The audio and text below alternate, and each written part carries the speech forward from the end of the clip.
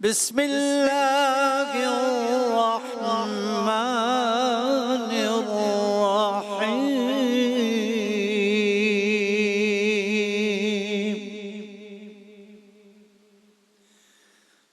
يا أيها الذين آمنوا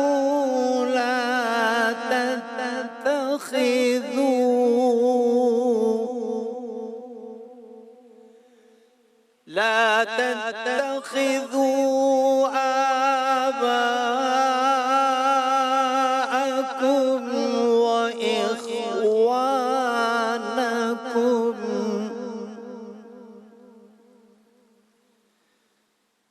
وإخوانكم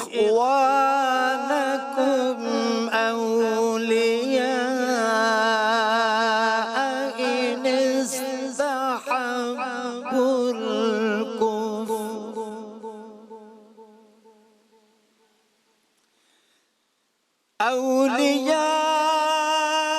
إن استحبوا الكفر على الإيمان،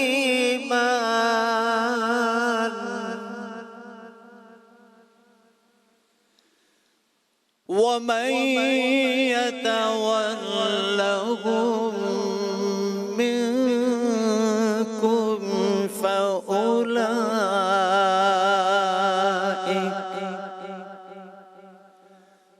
فأولئك هم الظالمون.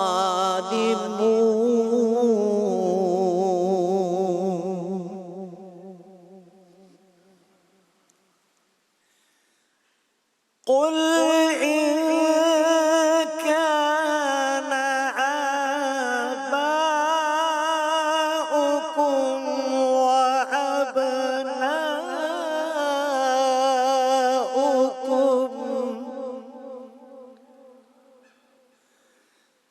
وأبناؤكم وإخوانكم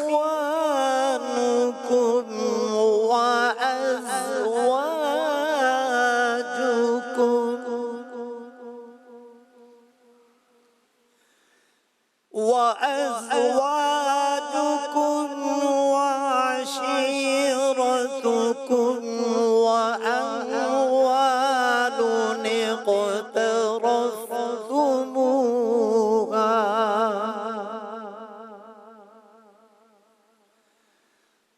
وأموال اقترفتموها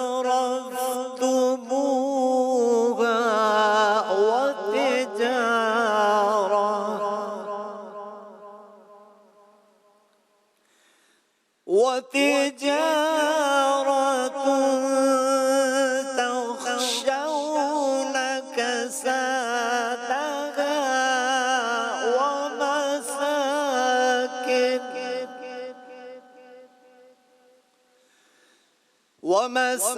ومساكن ترضونها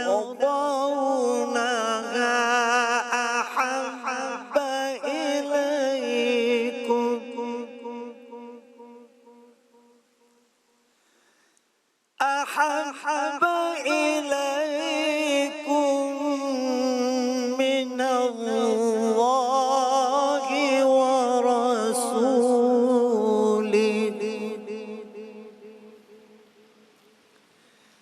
وجهاد في سبيله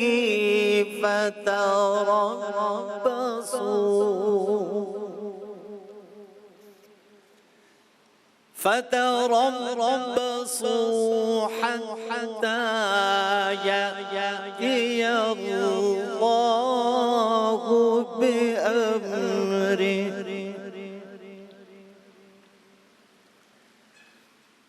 والله لا يهدي القوم الفاسقين.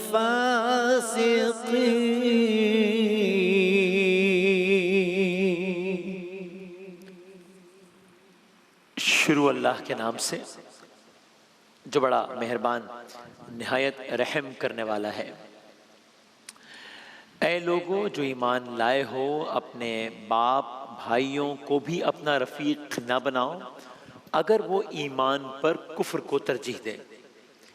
تم میں سے جو ان کو رفیق بنائیں گے وہی ظالم ہوں گے۔ اے نبی صلی اللہ علیہ وآلہ وسلم کہہ دیجئے، اگر تمہارے باپ اور تمہارے بیٹے، تمہارے بھائی، بیویاں، عزیز و اقارب، تمہارا وہ مال جو تم نے کمایا ہے، تمہارے وہ کاروبار جن کے ماند پڑ جانے کا تم کو خوف ہے، تمہارے وہ گھر جو تم کو پسند ہے، تم کو اللہ اور اس کے رسول اور اس کی راہ میں جہاد سے عزیز تر ہے، تو انتظار کرو یہاں تک کہ اللہ اپنا فیصلہ تمہارے سامنے لے آئے، اور اللہ فاسق لوگوں کی رہنمائی نہیں کرتا۔ صدق اللہ العظیم۔ جزاک اللہ۔ السلام علیکم ورحمۃ اللہ۔ وعلیکم السلام ورحمۃ اللہ وبرکاتہ۔ مزاج بخیر قاری صاحب؟ الحمدللہ الحمدللہ۔ جزاک اللہ۔ جناب قاری وحید زفر قاسمی صاحب کی خوبصورت آواز سے تلاوت کلام پاک سے آج کی اس بزم کا آغاز ہو گیا ہے۔ شان رمضان 2025 میں آپ ہمارا یہ افطار کا 10th ایڈیشن دیکھ رہے ہیں، اور بطور مجموعی آج یہ ہماری 20ویں نشست ہے، 20ویں قسط ہے شان رمضان 2025 کی۔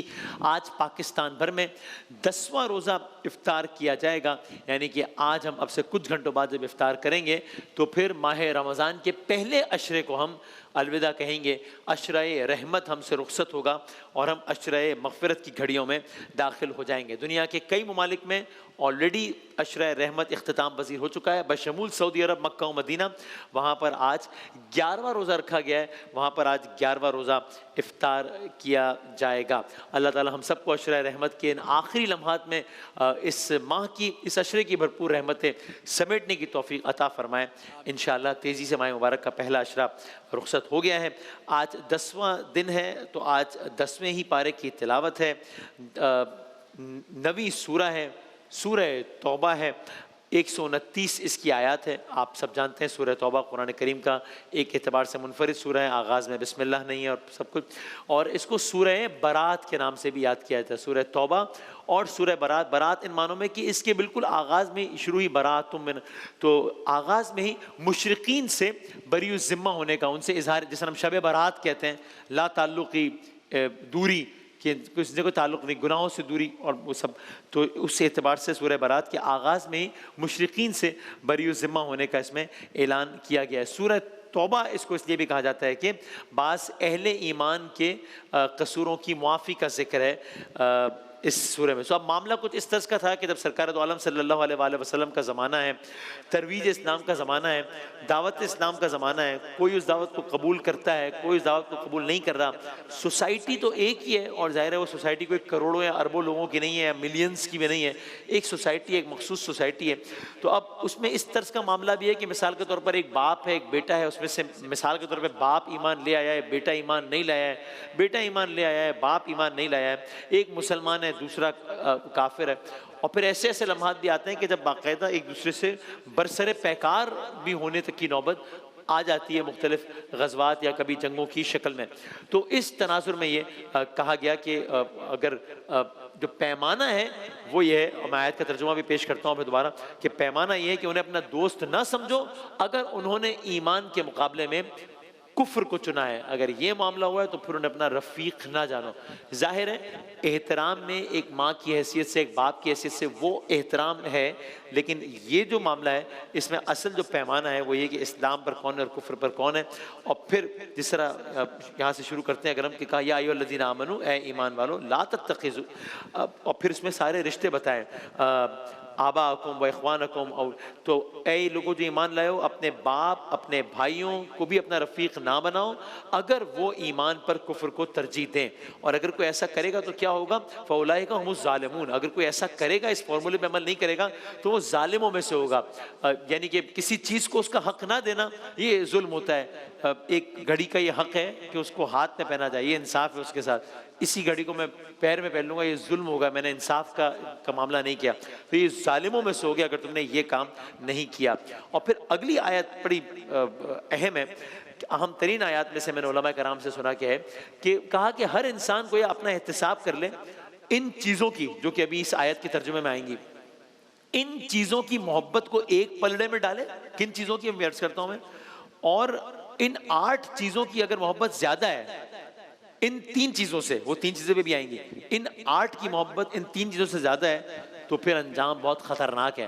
وہ کیا ہے وہ میں عرض کرتا ہوں. کہا اے نبی ان سے کہہ دیجئے اگر تمہارے باپ آباؤکم و ابناؤکم و اخوانکم و ازواجکم و عشیرتکم و اموال, اگر تمہارے باپ, تمہارے بیٹے, تمہارے بھائی اخوان, تمہاری بیویاں ازواج, تمہارے عزیز و اقارب, تمہارا مال جو تم نے کمایا ہے, تمہارا کاروبار جن کے مان پڑ جانے کا خوف ہے, تمہارے گھر جو بڑے پسند ہے, 8 چیزیں, اگر یہ سب تم کو اللہ, اللہ کے رسول اور اللہ کی راہ میں جہاد سے زیادہ عزیز ہیں, اگر یہ 8 ان 3 سے زیادہ عزیز ہیں تو انتظار کرو یہاں تک کہ اللہ اپنا فیصلہ تمہارے سامنے لے آئے, اور اللہ فاسق لوگوں کی رہنمائی نہیں کرتا. کہا تھا نا وہ یہ مال و دولت دنیا, یہ رشتہ پیوند, بتان وہم و گما, لا الہ الا اللہ. تو گویا کہا کہ یہ سب بت ہیں, انہیں لا الہ کی شمشیر سے توڑ دو انہیں.